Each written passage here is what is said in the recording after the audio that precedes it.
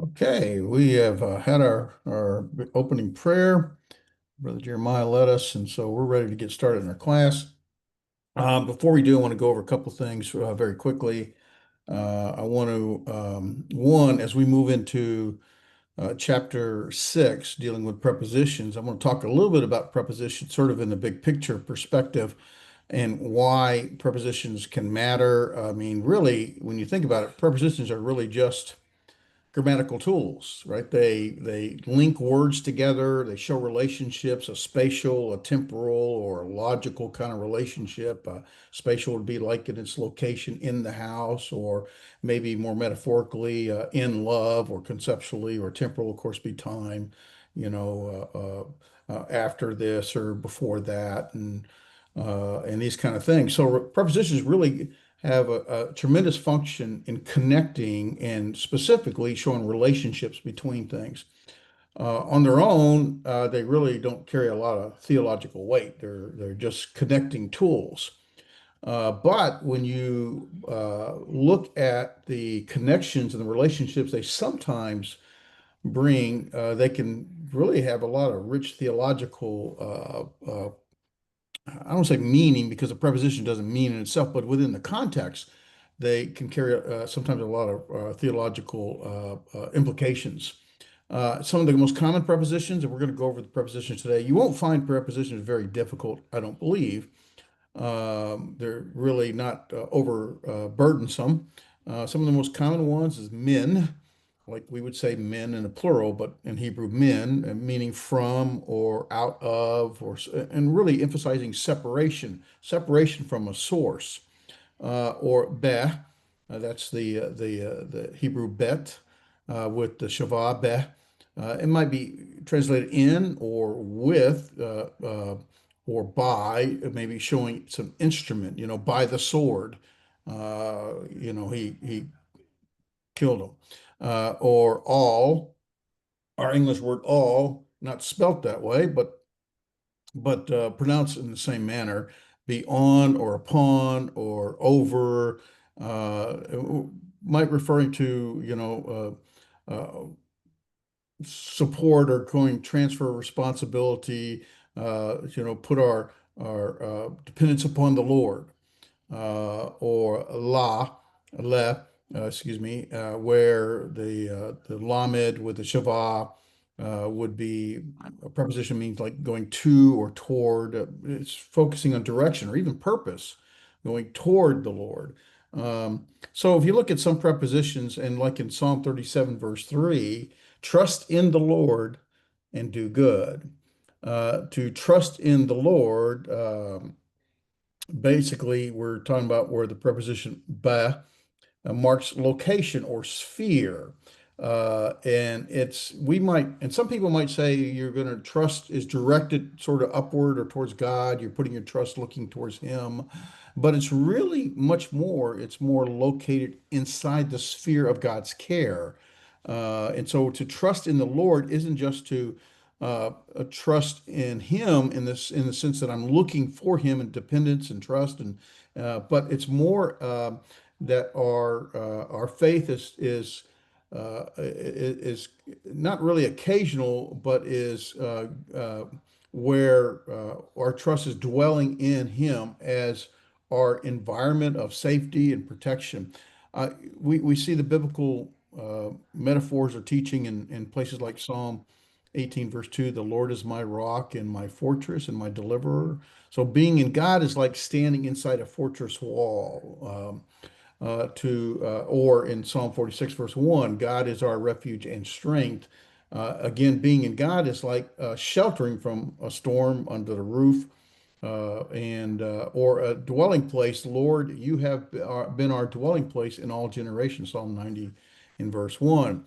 Um, or our shield, Psalm 3, verse 3, O Lord, you are a shield about me. And so being in God, it's like standing behind the protective barrier of his presence. So when you hear the words trust in the Lord using the preposition be, you might think, or people might automatically sort of think about putting their trust or sending their prayers upward or putting their trust toward Him. but Hebrew really is emphasizing that our trust isn't outside reaching towards God, but it's inside the very presence of God. It's really, when we are in the sphere of God, we are in the sphere of his fortress that surrounds us. We are in the sphere of his refuge that shelters us. We're in the sphere of his dwelling place where I live in him, and he is our shield that covers me in that sphere. So to trust in the Lord is to relocate my confidence from myself and my own circumstances to the safe sphere of His faithfulness, His loving kindness, His hesed that we talked about before. Um, and so prepositions in themselves are just grammatical tools, very small little words, but can carry a lot of significance. I wouldn't say that they themselves are theological, but in the when they define relate when they bring out relationships, they can in fact bring out some theological weight associated with that relationship, and I think that's important. So when we look at prepositions here in chapter 6, hopefully you'll begin to see a little more significance in the connections.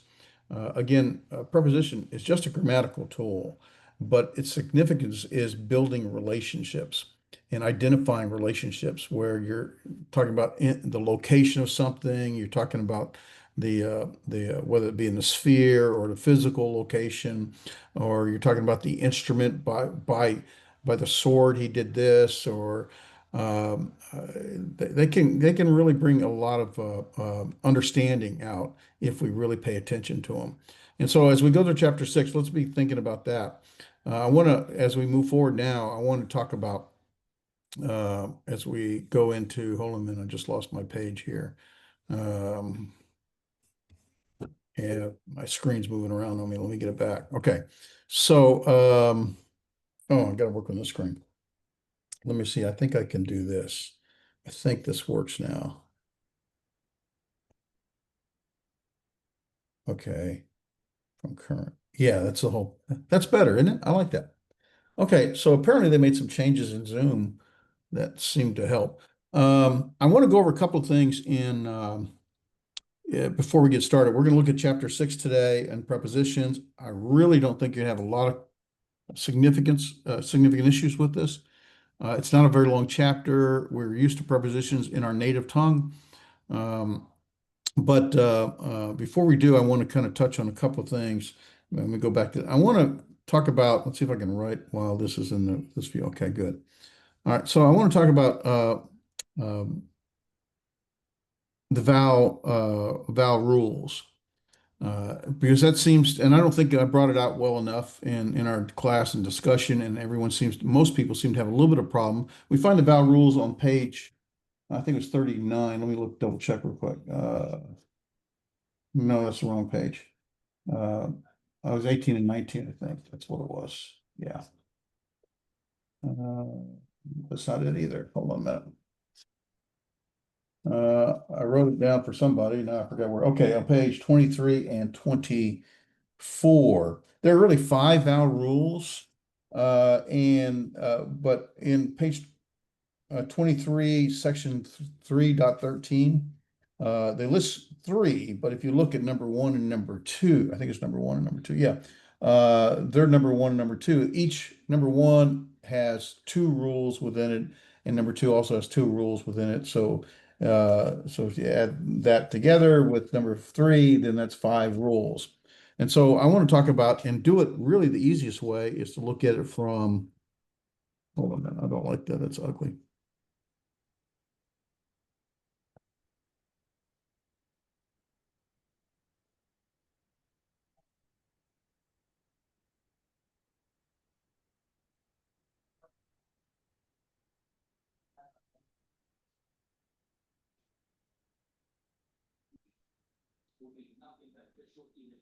From these two words, let's see if I can do this.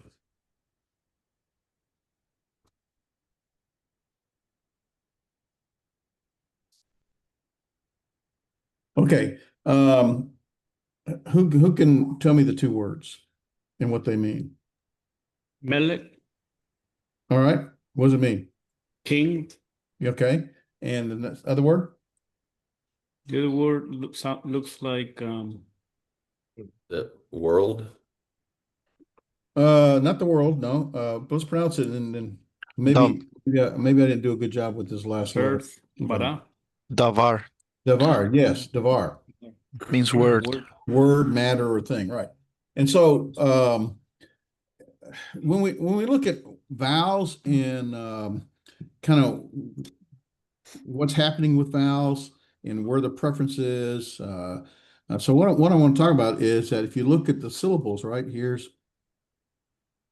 this is a what kind of syllable would you define this to be? Would this be an open or closed syllable?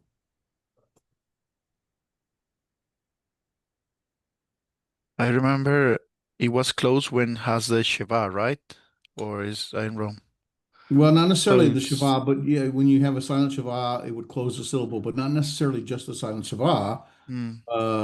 Would this be an open or closed syllable? I think it's open.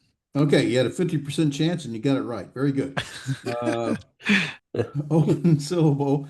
Is it accented or unaccented? has the accent there on You're right, top. you have the accent right here, right? Okay, Yes, so sir. it's accented. Now, is that a short or a long vowel? You remember Short. the long vowels, the short vowels, and the reduced vowels.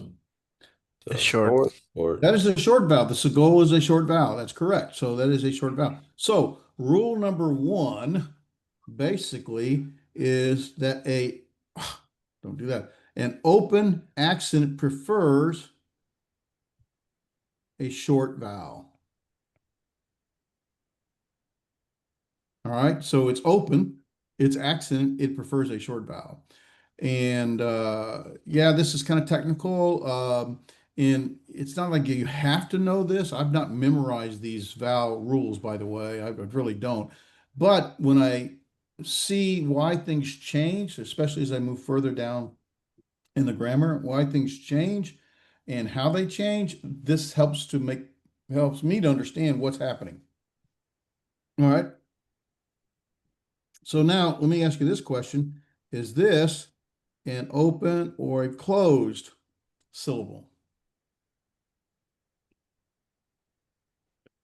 consonant, vowel, consonant, Open or closed? consonant, vowel, consonant. Close now. Closed, yeah. 50% chance. Got it right again. I can't spell, but other than that, we'll be all right. I got to do it this way. Oh, no. Ah, I just messed up. All right, hold on a minute. Let me go back.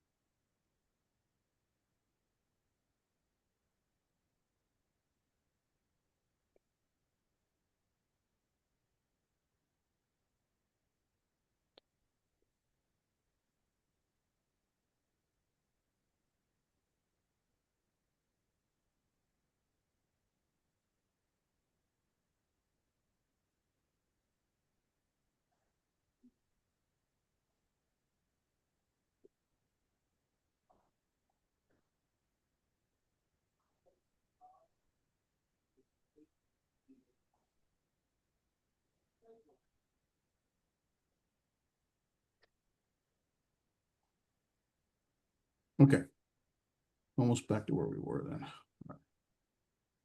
All right, so we agree that this is a closed.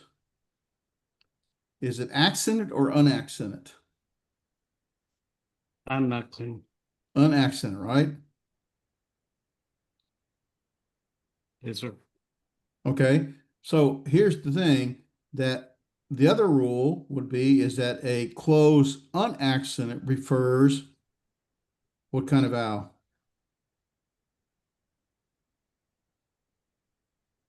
Short, long, or reduced? Short or long? Short. Short vowel, right? So you could see these two rules depicted within the word melek, right? The seglet word melek. Both have short vowels. One is accented, it's open, it's going to have prefer the short vowel. The other is closed, unaccented, prefers the short vowel. If we move over to the word davar, let me change colors here again. Here's our syllabification. Is this accented or unaccented? Excellent. All right, is it open or closed? Open. Open, right? Open, unaccented. So what kind of vowel is that? Short or long? Long. Yeah. Short or long vowel? Long. Long. Okay, I'm sorry. Did you say that? I thought you said Yeah. All right, so an open, unaccented prefers a long vowel. Over here, an open accented prefers the short vowel, but here the unaccented open prefers the long vowel. And again, we have, let's see, here we go. This is obviously a what? A closed or Closed. open syllable? Closed. Closed, right? So closed, accented or unaccented? It's not a trick question. Accident. It is Big accent, right? accented. It's accent, even though we don't have that little caret there. The caret is over here to help us recognize the accent is on the first syllable or the tonic. Remember, the tonic is the where the accent is, but typically the accent is placed at the very last syllable. And so, even though that's not visible, it's basically the accent here. So this would be the tonic syllable. This would be the pre-tonic, right before. So accent is tonic. This is the tonic, and there is no pre-tonic or pro-pre-tonic. And so this is a closed accented. And what kind of vowel is that? Long or Long. short? Long. Prefers, right, a long vowel. Okay, now, so those are the first four vowel rules. The fifth one deals with the Shava. I don't know. We'll just pick something. The Shava, and page. What page was that on?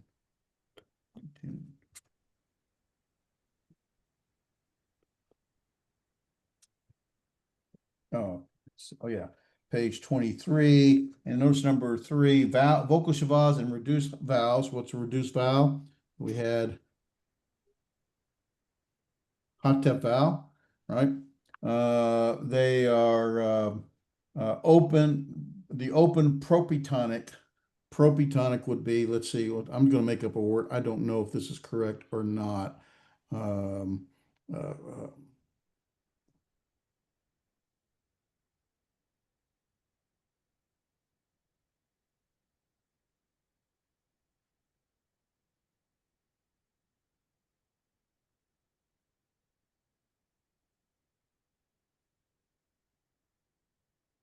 I'm assuming that's not really correct, but it doesn't matter. So we do our syllabification, our separation here.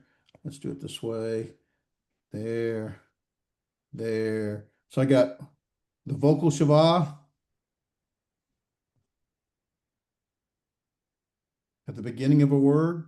We have so we have three syllables. There's one syllable, there's second syllable, there's another syllable. So this is uh, the the tonic is going to be here because that's where the last syllable is. That's where the accent typically goes. Pretonic and pro-pretonic, right? Pretonic before the tonic, pro before pretonic or the tonic. All right, so what it says is open. This is open, right? meaning it's not closed off by a consonant. There's no consonant following it in the syllable. So it's not closed off, it's open. It's an open pre-tonic syllable, and it prefers reduced vowels or prefers a, shava or reduced hatef vowel. And that's why you have that and that, okay? That's all those five vowel rules are really saying. And so I saw some people struggle within the homework and not really kind of grasp it. And I don't think I really went over it that well. And really, it's under the additional information on chapter 3, page 23 and 24.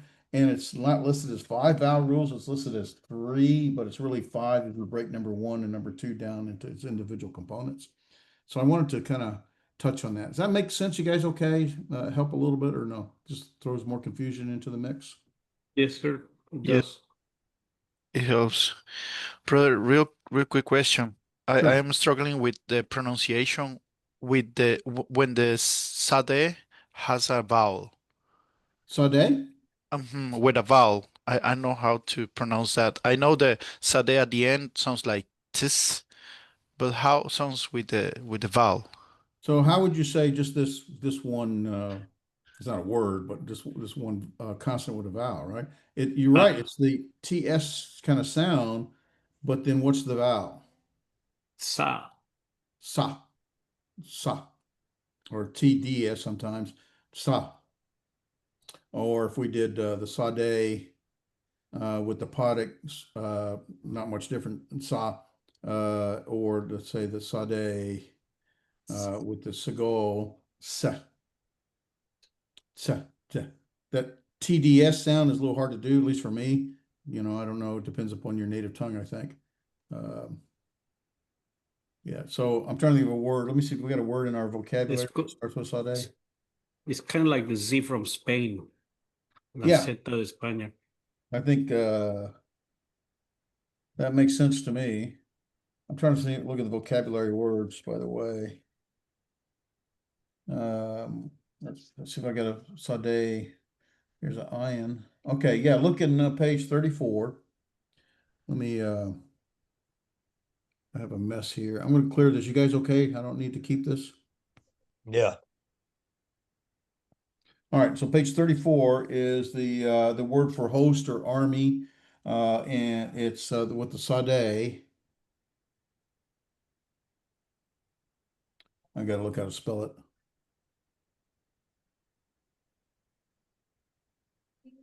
Ah,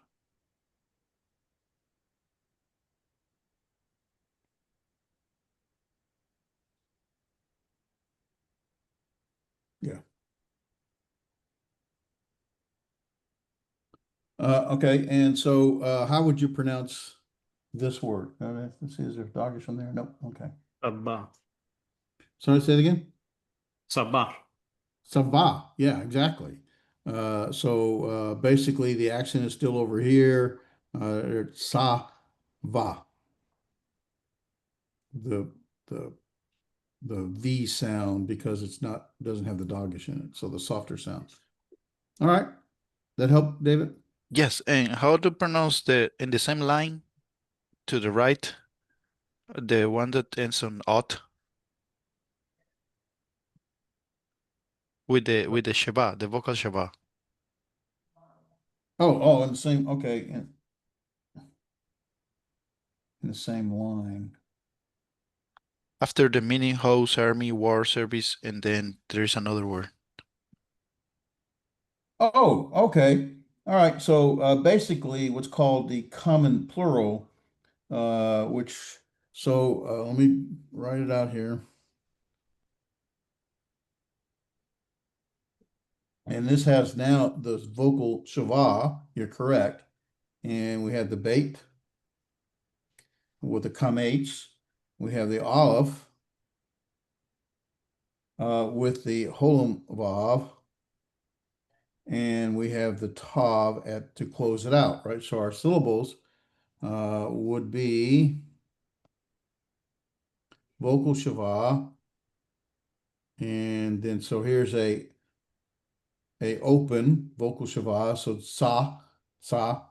excuse me, sa, se, va, Ot. Sevaot. About. Sevaot. Sevaot. Make sense? It's transliterated into Spanish Sabaot. Yeah, pretty much just like it sounds, That's true. like it's spelled. Yeah. Like How about the that? spirit. Okay, so Thank you. I wanted to go over some of that, and because I just don't feel like we really addressed that well enough in our study, and I could tell in the homework or in the quizzes that it wasn't quite there. So hopefully that helps a little bit. But as we move forward here in chapter 6, I really don't think you have significant problems with prepositions. When we look at the basics, prepositions introduce the prepositional phrase, which consists of a preposition and the object of the preposition and any modifiers, okay? Upon, there's the preposition, the alter. So the preposition with its object, and of course the modifier would be its definitive. It's a definitive, the alter. So upon the altar. Um, and that, listen, it's really important to recognize not just the preposition, but you want to begin, maybe not right away, but in your native tongue, you want to be able to not just see the preposition, but the prepositional phrase. That makes a tremendous difference when you look at, because the phrase is showing relationship. And that will make a tremendous difference as you look at the entire sentence or context. And so we want to be aware of the prepositional phrase. So not just find the preposition, but notice what its object is or any modifiers associated with that object. They're used to describe relationships, and that's really the key. That's really what they're for. Relationships between words. It could be a spatial relationship, like the location in the house, or more metaphorically in love kind of thing. In is the preposition. The house would be the object, or temporal, before this, after that, or other. You can have instrumental. There's a wide variety of how prepositions are used, okay, they function or they use the same in terms of it defines a relationship between words, but they can have different, I'm trying to think of the syntactical meaning, and whether it be temporal, whether it be spatial, whether it be instrumental, like by the sword or with the sword, or other ways like this. So prepositions really can be quite not complex, but have a lot of different grammatical, syntactical, really usages. And that's what I wanted to bring out. So really, they define relationships, and that's what you're looking for most often.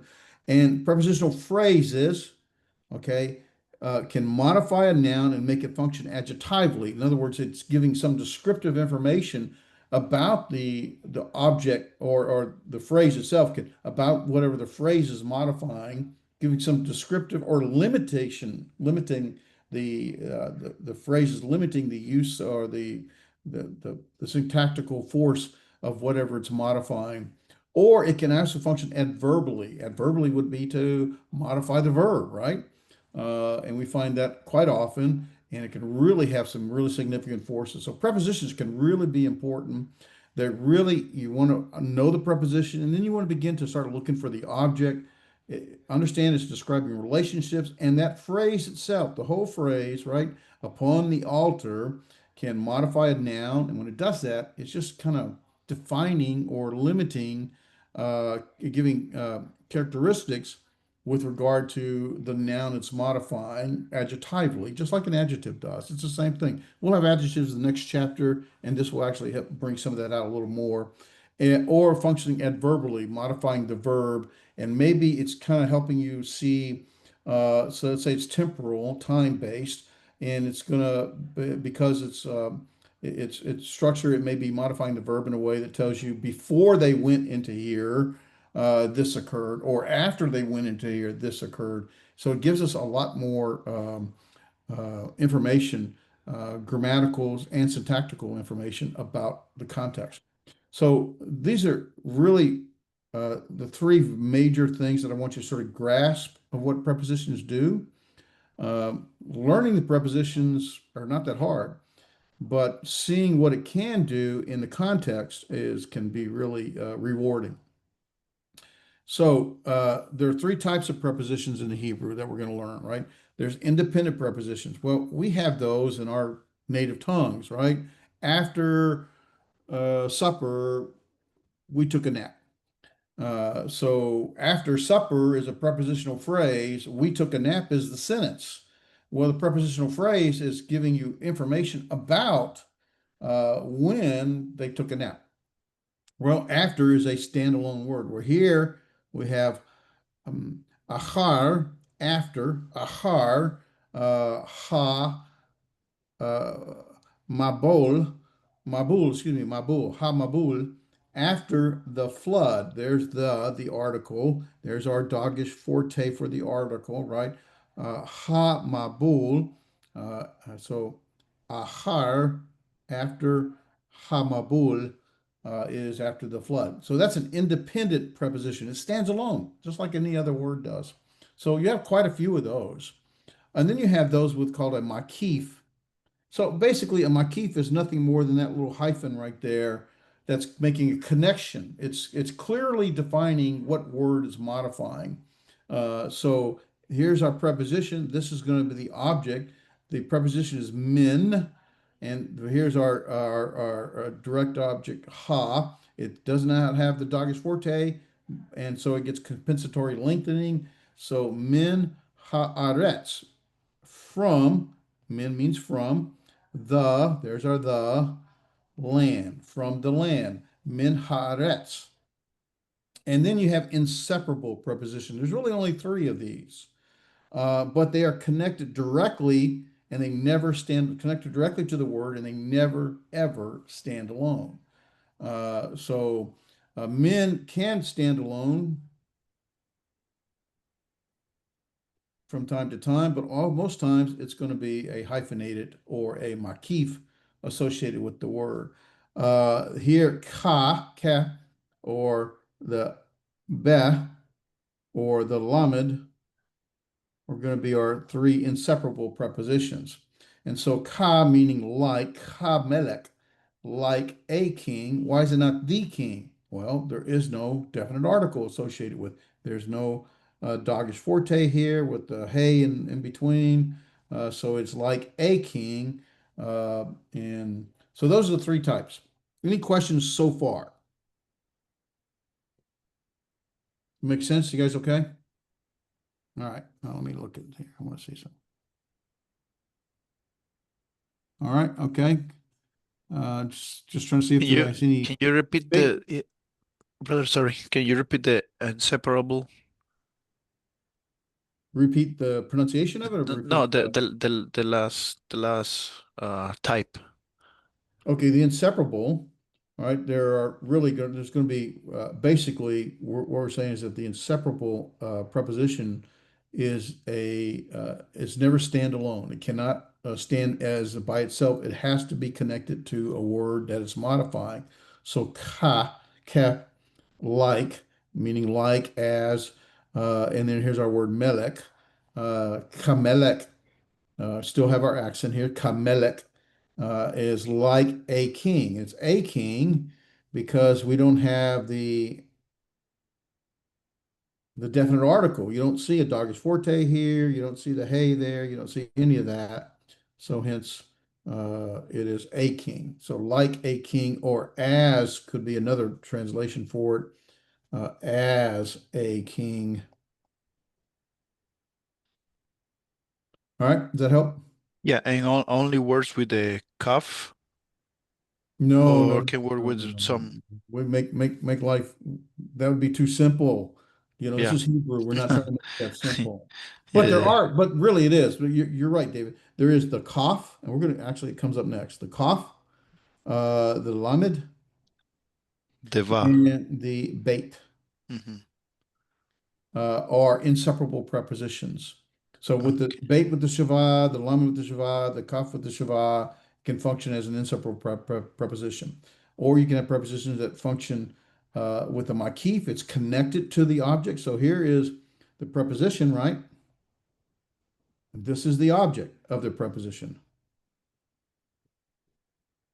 Here's the preposition. This is the object. Here's the preposition. This is the object. All right. All right, so here are the five most common prepositions. You really want to know these. You'll see them a lot. You notice here, here is uh, lefne, lifne, meaning before. It appears over 1,100 times in the Hebrew Bible. Lifne, right? There's our hirik, and this is our silent shavah. So we're closing the syllable off, and it is, I'm trying not to make a mess. Okay, so that it would be leaf nay. And so you'd have, there's our syllable one, and here's our two. This is what would be where the accent would be leaf nay. All right, meaning before. Im, now the in is silent. Remember, it's not technically completely silent, but for all intents and purposes, it is silent. Im, meaning with, used over 1,000 times in the Hebrew Bible. Ahare, there's our slavification right there. Ahare, meaning after. Bain, meaning between. Now you can have another word.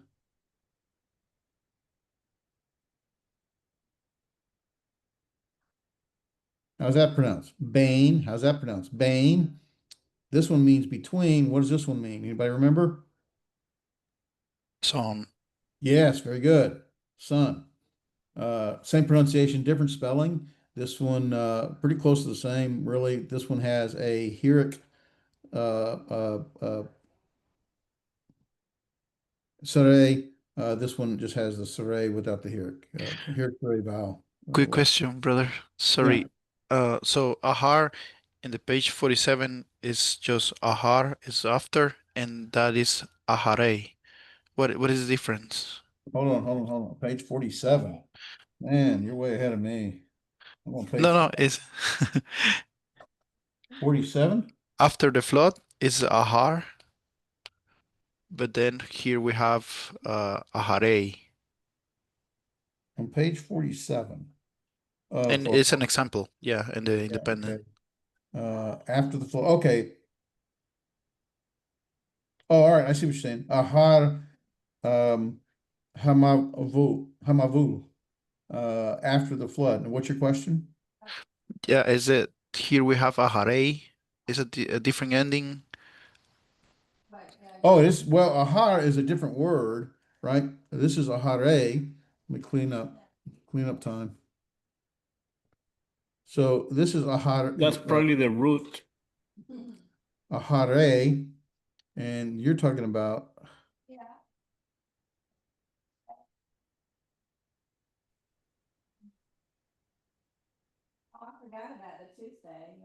ahar. It is a different word. It does have the same root letters, though, doesn't it? The same root. So yeah, I have never looked at that, brother. I don't know. So won't you write a paper and let us know what it says? No, I'm sarcasm, okay? No, that's a good point. I hadn't noticed that before. It is the same root letters, but here ahare, that's of course, the reduced hatef vowel, the sere, and yeah, and so you get the same root letter. So this means after, the other means before. Excuse me. They both mean ahar. Okay, all right. I'm sorry. They both mean the same thing. So yeah, I'm trying to remember. That does have a significance, and I really didn't look at it or remember that sere yod vowel letter there. I don't remember. Um, let me look something up very quickly. Let's see if we got it in here. I go to.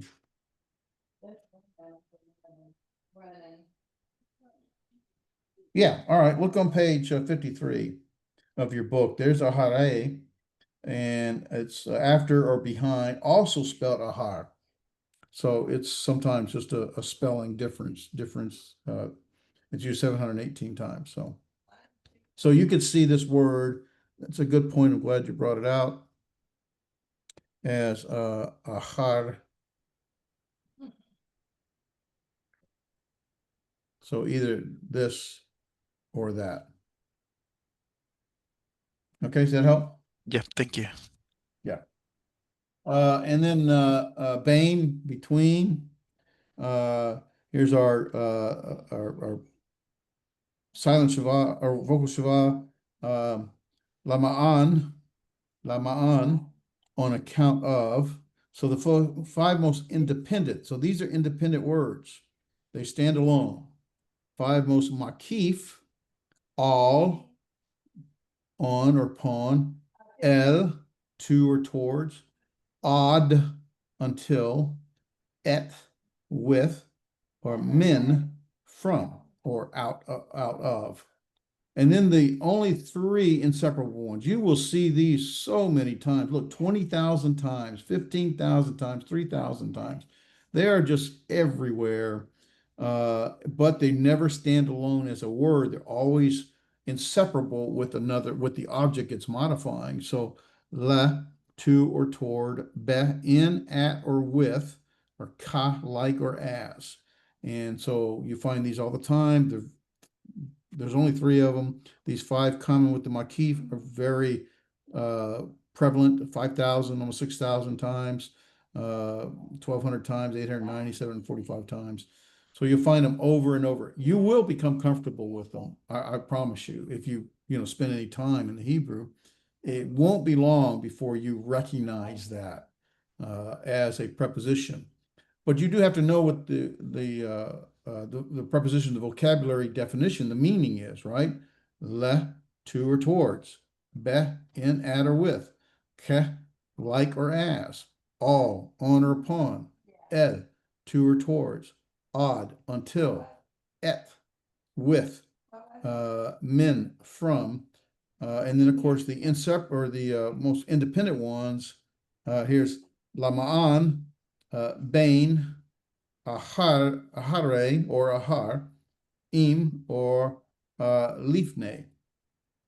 And so if you know those, you'll be well on your way to recognizing prepositions. And so the vocabulary has, I don't know if they have all these in there. I think they do in the vocabulary list on page 53 and 54, I believe it is. So, all right, any questions so far? Because now we're going to talk about a little bit more about how, especially the inseparable ones, how they can impact the spelling of a word. Okay, doesn't change the meaning, but it may change how you recognize it and whether or not it has an article. Because what happens is we have let's take our three Hebrew root letters, our consonants, 1, 2, 3, right to left, right to left. Consonant number 1, number 2, number 3. We could put vowels anywhere below them, or in between, or after, well, normally below, but we can put various things before it as a prefix, or various things afterwards as a suffix. Well, these are prefix, right?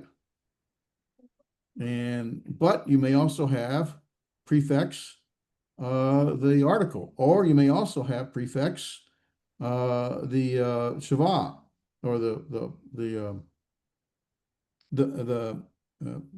conjunction, the vav conjunction.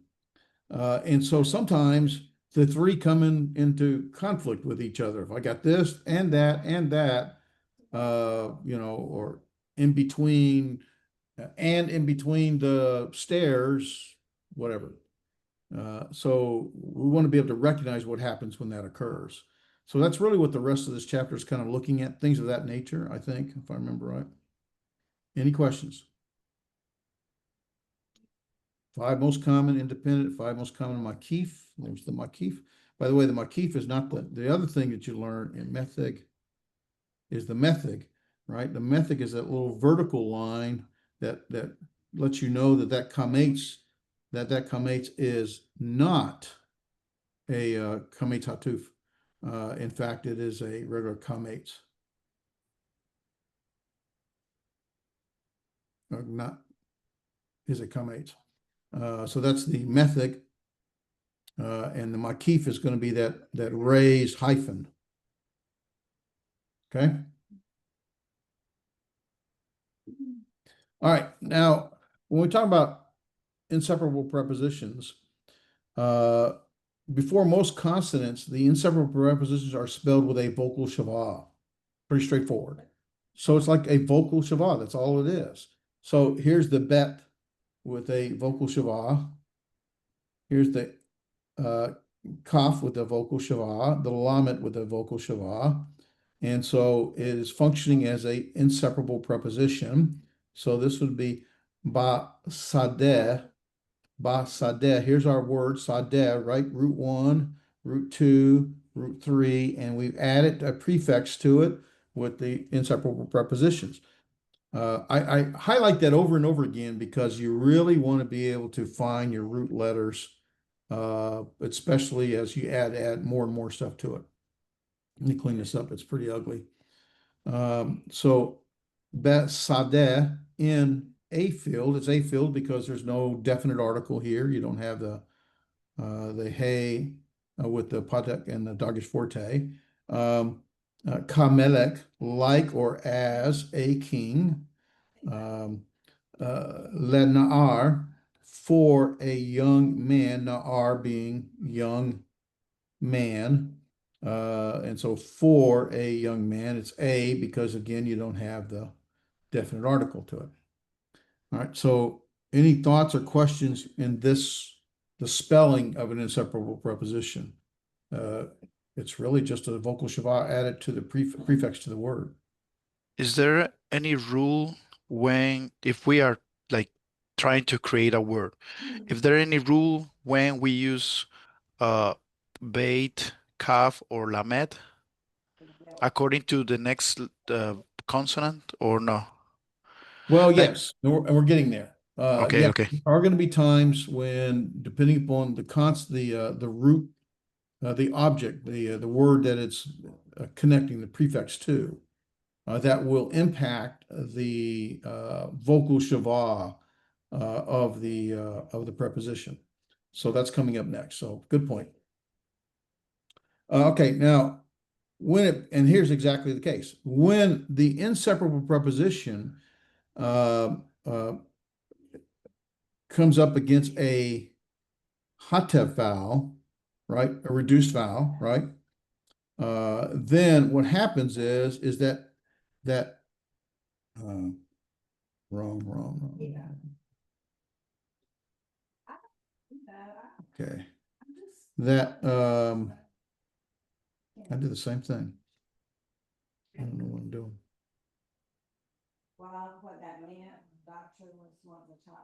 That shava, right, will actually because it's come up against a oh, I've got the wrong place. Because it's come up against connecting to prefixing a hatef vowel, it's going to take the hatef vowel.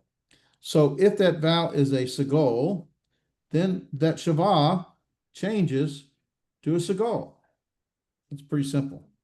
If it's a patek, then that shava changes to the patek. Box means where consonant goes, right? If it's a kametz hatuf, then it changes to a kametz, and that's really all it does.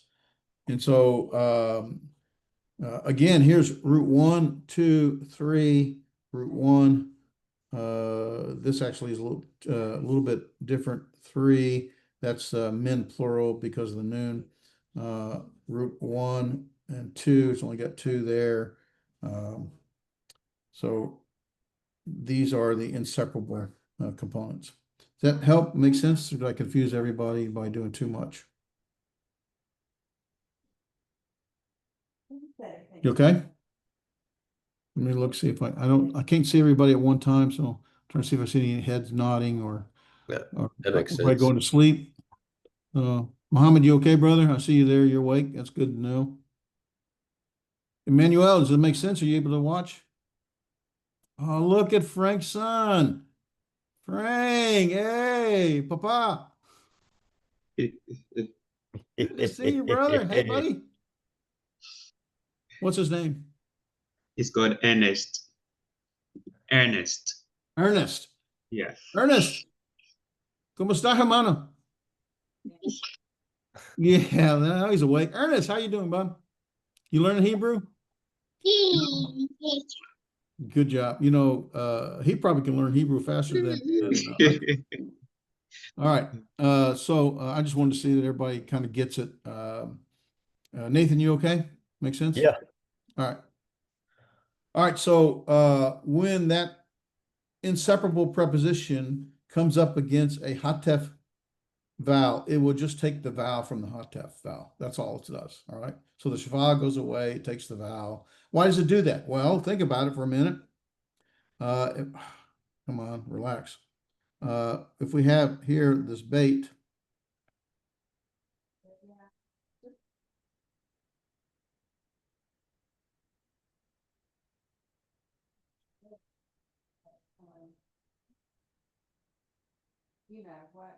exactly they were telling her.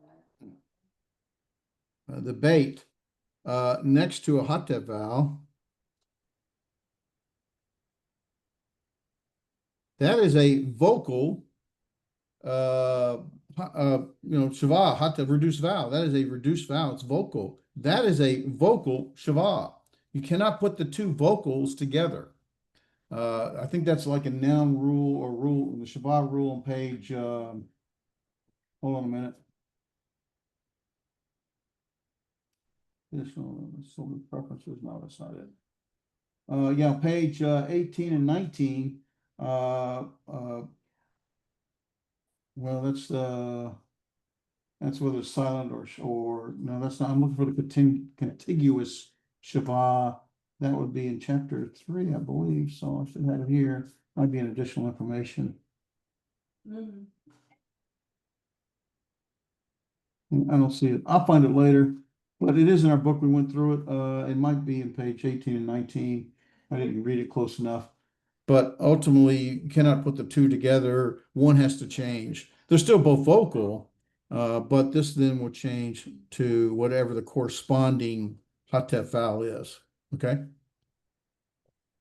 So that's all that's really happening. When you put the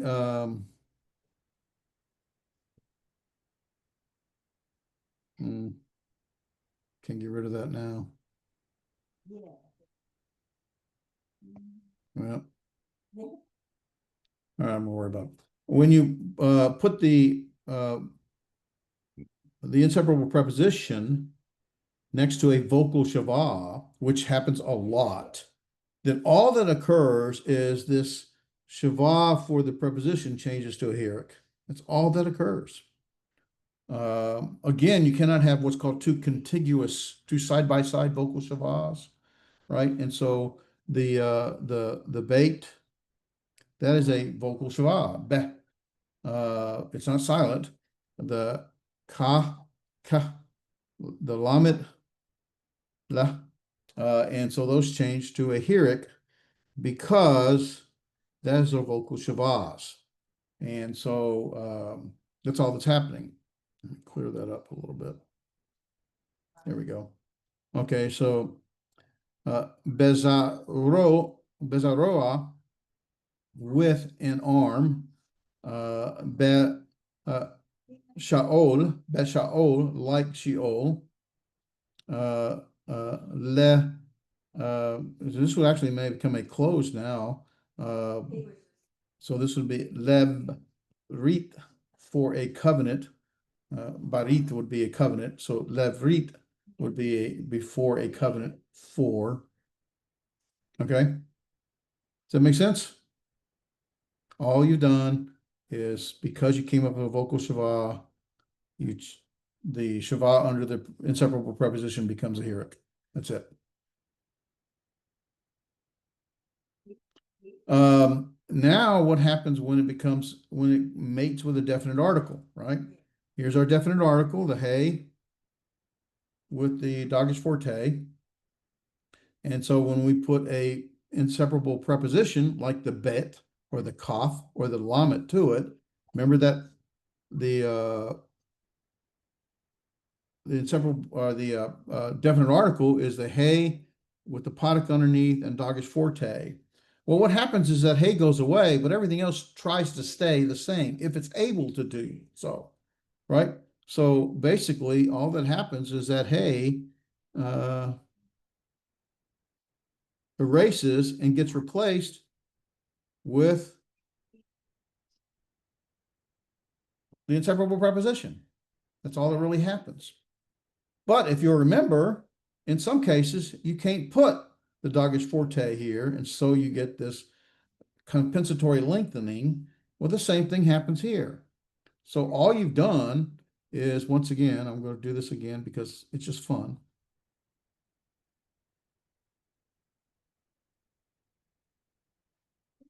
Thinking, I mean, he's in a larger city, more. Excuse me, I didn't want to do that. He said they have a bus that they take them places and. So when we put it up against, here's Isha, meaning woman, Melech, meaning king, Midbar, meaning the wilderness, right? That definite article, the hay goes away, and most importantly, the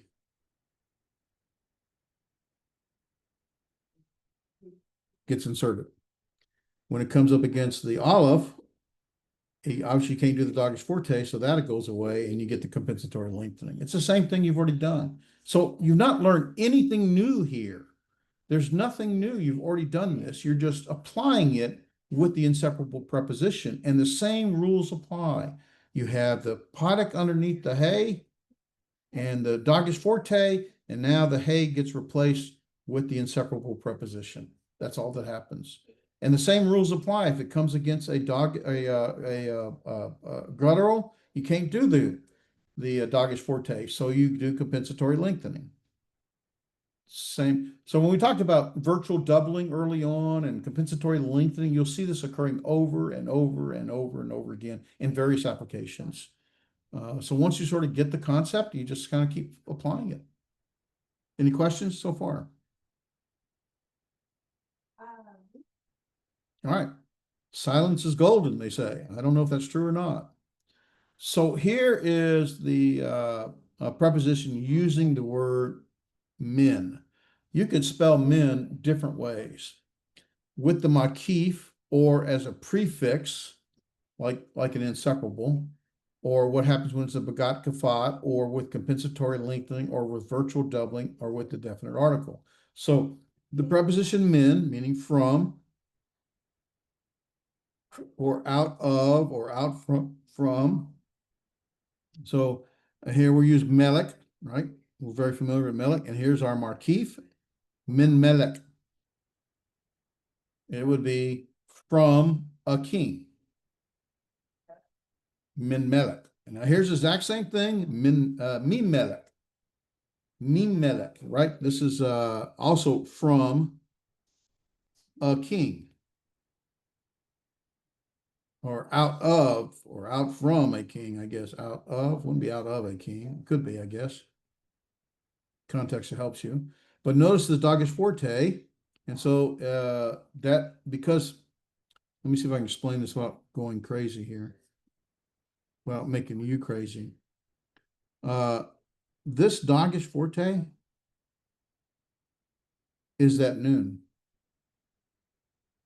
Basically, this noon, there's some letters that are really weak. Hay is weak. The noon is a weak letter, and they will often drop off. So here, that noon has dropped off, and it's still there in a sense, but it's there represented by that Doggett forte. And of course, because it's a Doggett forte, then ultimately what we get is the min, and then we get this.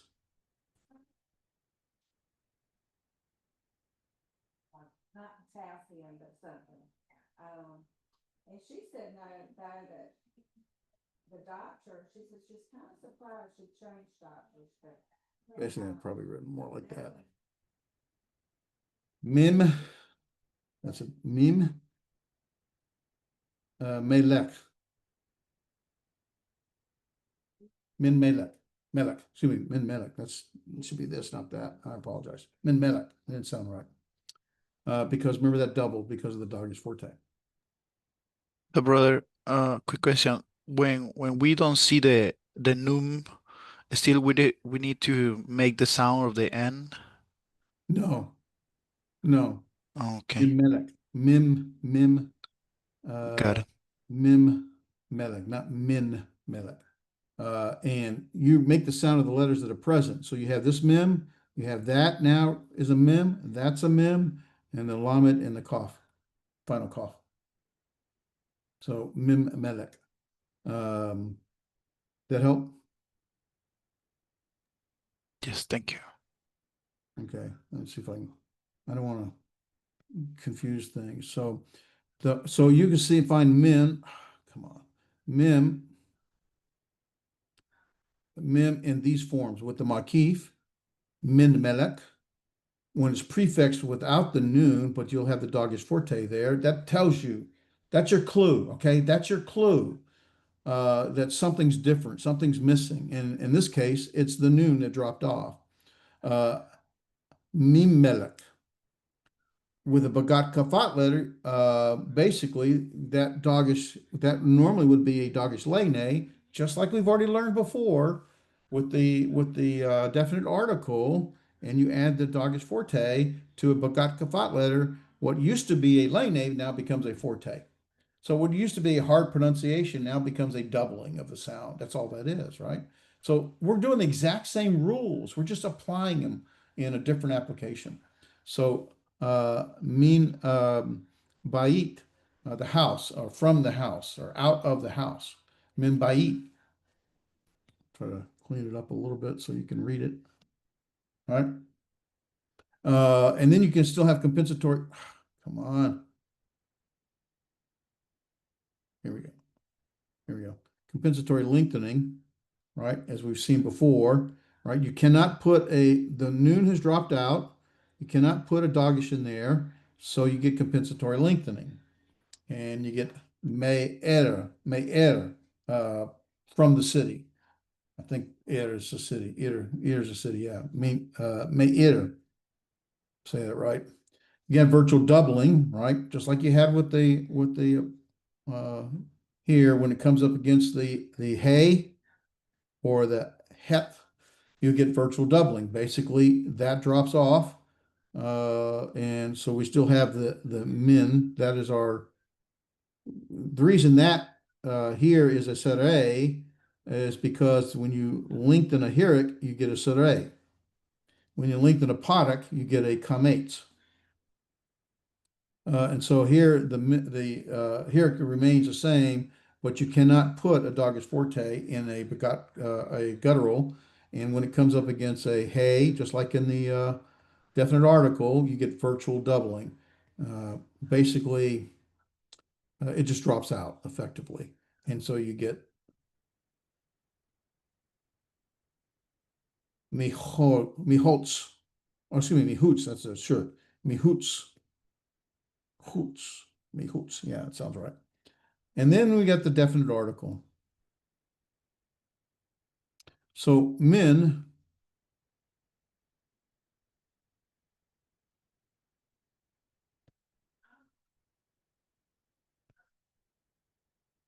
spelt with the mim, the hirik, and the noon. With the definite article, as we've seen everywhere else, notice that noon has dropped out. That noon has dropped out in every case, except with the makif.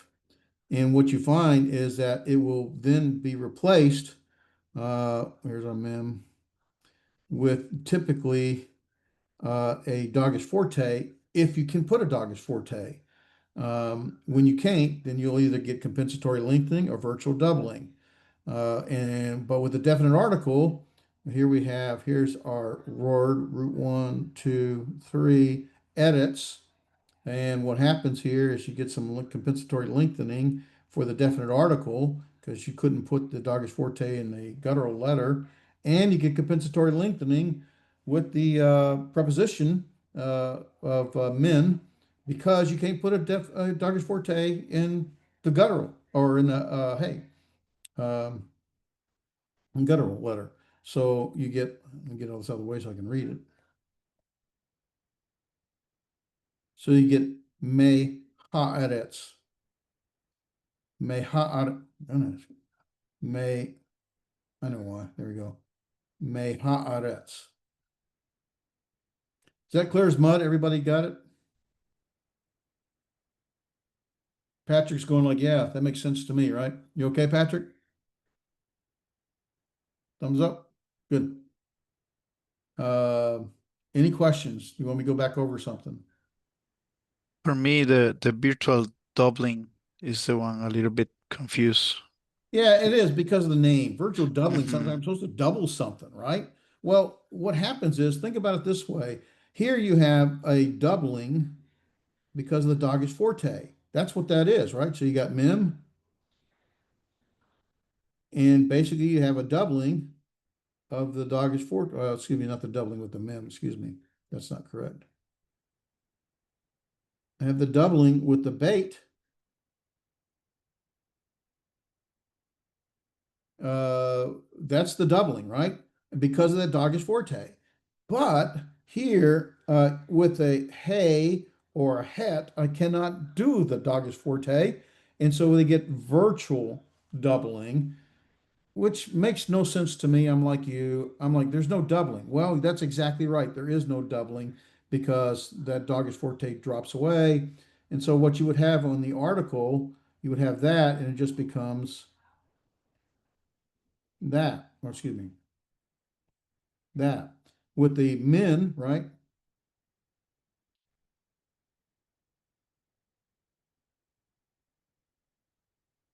Okay, that we already dropped the noon. I should have wrote this somewhere else.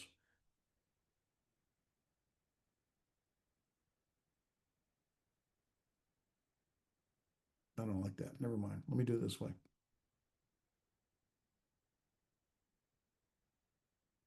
And that becomes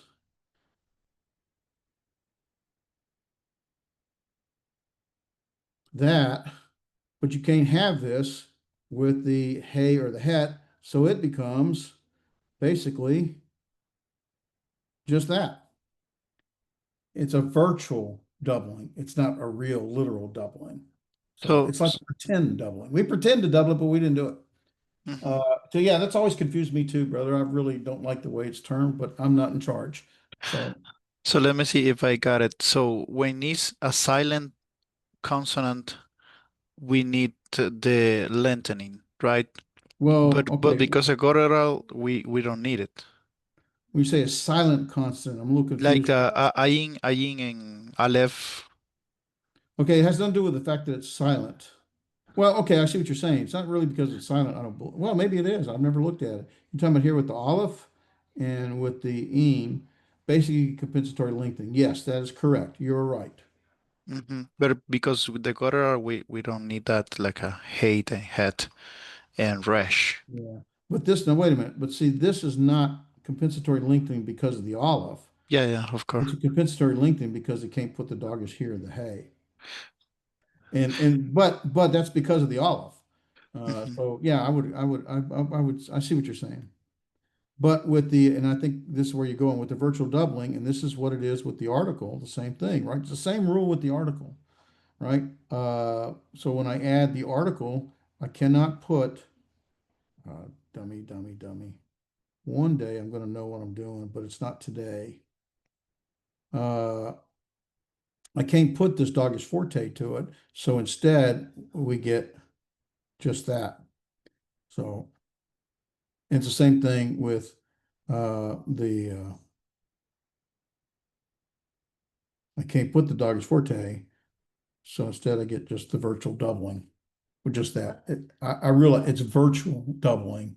Think of it as like, okay, it's not literal, it's pretend doubling. I'm going to pretend to double it, but I didn't really do it. Oh, you know, okay. Yeah, thank you. Yeah. Yeah, I struggled with that myself. I really did. All right, only a couple more slides. We'll definitely finish early. If you got questions, we can go over stuff. Um, it's just not a long chapter, really, because the prepositions themselves are not really hard. You got to learn the vocabulary. The only thing you're really looking at is basically how they're used, whether they're inseparable, whether men especially is very prevalent, and there's a lot of changes that occur with men. Um, but it's not new, right? In English, and I know not everyone here is a native English speaker per se, but in English, we do the same thing in English. And I would assume there's probably in most native tongues the same thing. When we take in plus a definite or plus the word definite, we get indefinite. In plus correct, we get incorrect. In plus moral, we get immoral. In plus legal is illegal. We often lose the in. Right here is we lose this noon right there, and we do the same thing in English. Here it's retained, but there it's not, there it's not. So it's not unusual, even in our native English, to lose that the in or the noon in the Hebrew. Now that's all this chart is trying to bring out. Just saying, look, I know that may look funny when you have the men and the men goes away. But that's not unusual. It happens. That happens a lot, by the way. This happens quite a bit. And that's what you normally see, but you see this a lot. And it's not unusual because we do the same thing in English. That N drops out or changes from time to time. And there you get, I guess that would be almost like literal doubling. I don't know. Immoral, right? Illegal, right? The legal, the M, same kind of thing. All right, so not really unusual, but it's not something we typically focus or think about. And that's really all there is to prepositions. Any questions on preposition before I go any further? I know you need time to absorb it, and that's really Friday. As you go through and you do the homework, the goal is you do the homework between now and Friday. So you kind of, okay, I get a feel for this. I understand or I don't understand something. And then Friday morning, that's really the intent for Andres and Damien and stuff. Say, well, where are you struggling in your homework? And then you're also after you've gone through some practical exercises with Andres and Damien, then you do the quiz normally between Friday and Tuesday before the next Tuesday. That way you've had time to absorb the chapter, practice it in the homework, get some feedback on Friday's class, then do the quiz. Now you could do the quiz. My preference is you do the quiz without looking at the answers. My tests are always open book, but try it without it, then open the book and say, what did I get wrong? And make the corrections if you want a really good grade. If you're happy with what you got and you don't want to open the book, that's fine too, whatever. But ideally, see how much you know without looking at the book, but then look at the book where you struggle. Because the object is to learn, it's not to memorize. And I don't certainly have all this memorized. I have to go back and look at it more than once. So, any questions on prepositions? Because we're going to switch gears. All right, let's drop that. All right, now I want to switch gears. I want to talk about the definite direct object marker. And I think that's in our chapter here, chapter 6.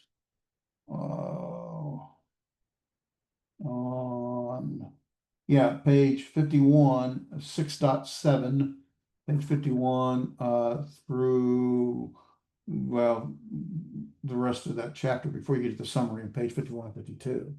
So we kind of want to go through some of this. In English, we have a very structured sentence approach, sentence. And the direct object almost always comes after the verb.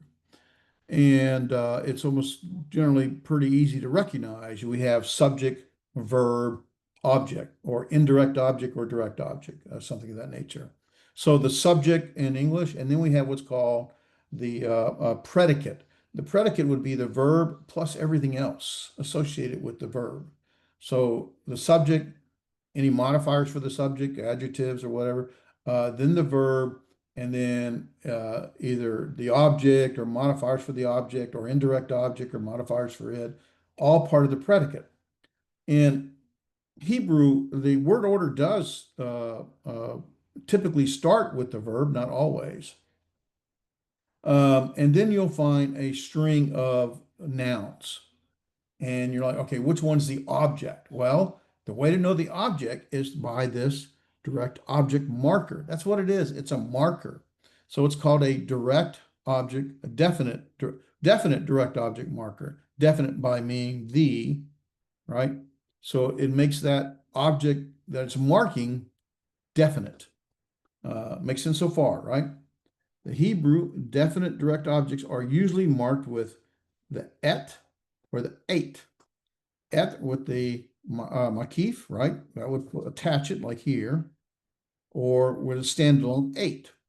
And you find that a lot because it's how they identify the direct object, a definite direct object. So here we have bara Elohim eight ha shamayim. God created the heavens, plural. Notice that was not translated.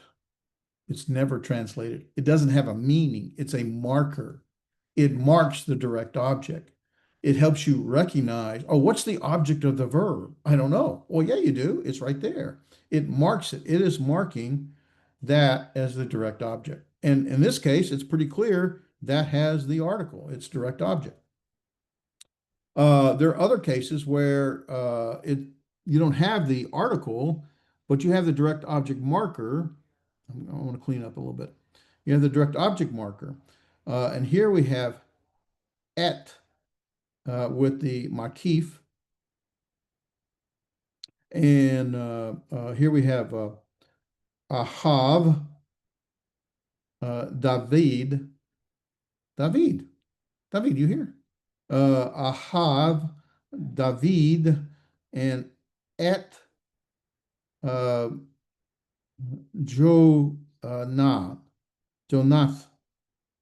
I probably pronounced that wrong. David loved Jonathan, right? And so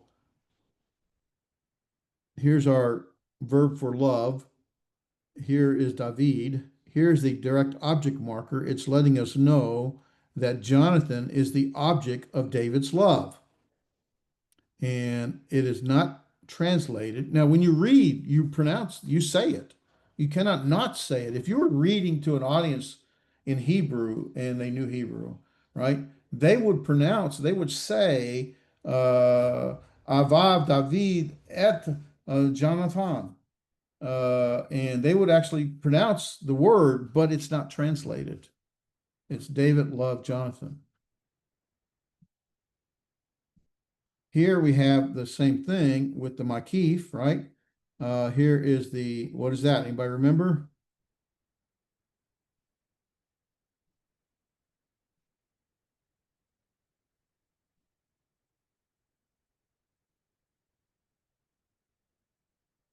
Conjunction, right? And I will establish, there's the verb, I will establish va hakimothi, va hakimothi et barit, and that is my covenant. There's the my, we hadn't got to that yet. And I will establish my covenant. So all I really want you to recognize, and you can have two forms of the direct object marker. It can be like standalone, or it can be connected with the makif. If it's connected, it's going to have this form. If it's standalone, it's going to have this form. And all it's doing is marking the object of the verb, right? God created. He created what? Well, the heavens. I know it's the heavens because it's a definite direct object marker in here. I know this is God loved Jonathan. It's a there's a direct object marker. Who did David love? David. There's our verb loved David. Who did he love? Jonathan. And I will establish. I won't get into that. And I will establish. What will you establish? The covenant, my covenant, by the way. And that's all that's doing. It's telling us, how do we know what the object of the verb is? What has God created? Well, he created the heavens. Whom did David love? He loved Jonathan. What will you establish? My covenant. And that's what the direct object marker does. Any questions on that? Make sense? It makes sense. Okay, keep it Just simple. real Go ahead. quick, where do you see the I, brother? How do you see the I? Or how is the I translated? Is the whole Yeah, word and it's in it here. imply? We hadn't got to there yet. Okay. Ah, We hadn't got to there yet, so I don't want to go too far with that yet. So it's the verb, and the verb is going to have inside the verb, just like in Greek, the verb is embedded, or the person, first, second, or third person, I is embedded in it, and so we'll have and so it's embedded in the verb of to establish. So this is to establish, and the I is embedded in it, and it's my covenant by, I can tell it's my covenant by that ending right there, which we'll actually get to pretty soon, but we're not there yet. Okay. All right, we have time, so let's go over vocab. Let's see, it's 9:30. Wait a minute, what time is it? 9:30? Oh, we don't have time. We've got to be done. 9:26. Because we have class right after this for those. So make sure you know the vocab. You go look at it, go over it, and you want to practice the vocab because it's hard to understand what you're reading if you don't know the meaning of the words. Okay. Any questions before we close? Because I got to get off. The other classes starts at in 3 minutes. So Everything's good, sir. okay. Thank you. Hey, appreciate everybody. Everybody's doing good. We I've talked to everyone about where we're behind and what we can, and everyone seems to be working to catch up, and seems like we're getting there. It seems like for the most part, there's understanding. I think one or two of us have a little bit of struggle. We'll just keep working on it and make it work. Okay. I appreciate your Thank you, brother. Thank you guys. Take a day. Appreciate it. All right. I'm going to stop record here. Let me stop share. Stop recording.